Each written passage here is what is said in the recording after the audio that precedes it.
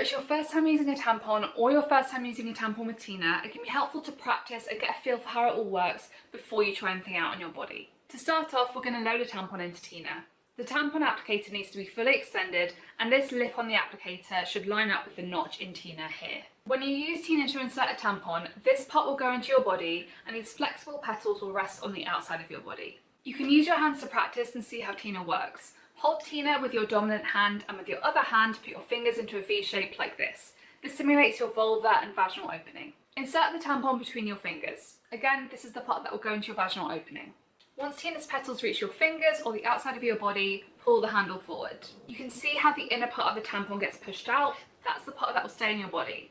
When you pull Tina away, the applicator gets removed from your body and the absorbent part stays in place. Once your tampon is in, you shouldn't be able to feel it, but you should be able to reach the string. To remove the tampon, you just pull the string gently down and away from your body. Remember, you should change your tampon every 4 to 6 hours or more frequently if it's full.